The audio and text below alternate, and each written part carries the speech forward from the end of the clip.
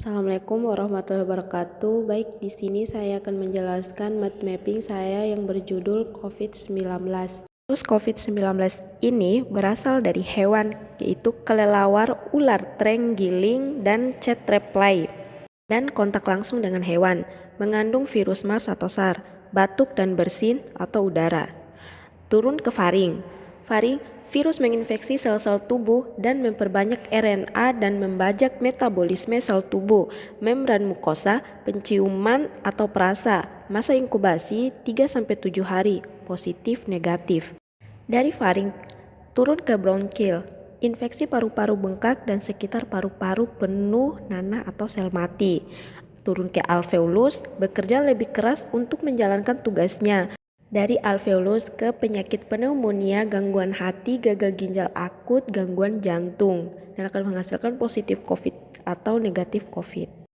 Definisi COVID-19 adalah wabah yang terjadi secara serempak di mana-mana meliputi daerah geografis yang luas.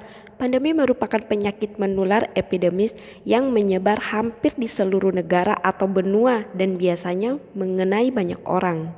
Etiologi COVID-19 merujuk pada penyebab atau asal-usul penyakit tersebut.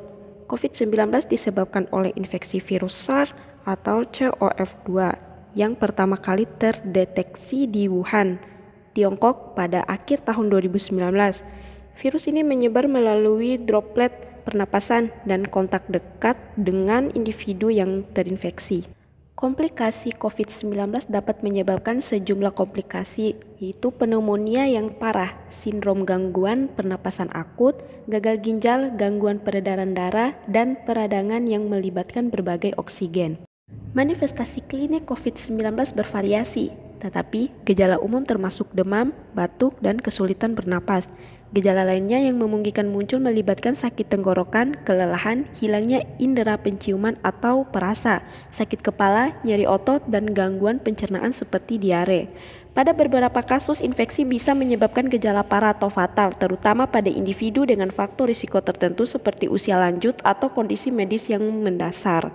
Pengkajian COVID-19: 1. Gejala, 2. Riwayat kontak, 3. Pemeriksaan fisik, 4. Riwayat kesehatan, 5. Pemeriksaan penunjang, 6. Tindakan pencegahan.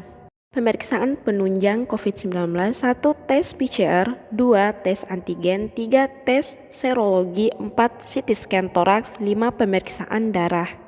Pengobatan COVID-19 yaitu 1. Isolasi dan perawatan simptomatik, 2. Terapi oksigen, 3. Obat-obatan, 4. Vaksinasi. Diagnosanya 1. Gangguan sirkulasi spontan, 2. Hipotermia. Gangguan sirkulasi spontan, setelah dilakukan tindakan keperawatan selama 2x7 jam, tidak ada gangguan sirkulasi spontan. Kriteria hasil: 1. Tekanan darah dalam batas normal, 2. Frekuensi nadi dalam batas normal. Intervensi: 1. Pemantauan suhu tubuh, 2. Mandiri higienis, 3. Kebijakan perjalanan. Implementasi: 1. Pemakaian masker, 2. Jaga jarak, 3. Kebijakan perjalanan, 4. Mandiri higienis. Evaluasi gangguan sirkulasi spontan, pasien mengatakan sudah tidak menggigil, suhu tubuh membaik. Hipotermia, setelah dilakukan tindakan keperawatan selama 2x24 jam, termoregulasi membaik. Kriteria hasil: 1. Menggigil menurun, 2. Pucat menurun, 3. Suhu tubuh menurun. Intervensi: 1. Memonitor suhu tubuh, 2. Edukasi pasien. Implementasi: 1. Memonitor suhu tubuh, 2. Edukasi pasien.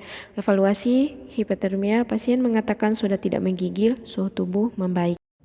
Terima kasih, mungkin itu saja materi yang bisa saya sampaikan. Wassalamualaikum warahmatullahi wabarakatuh.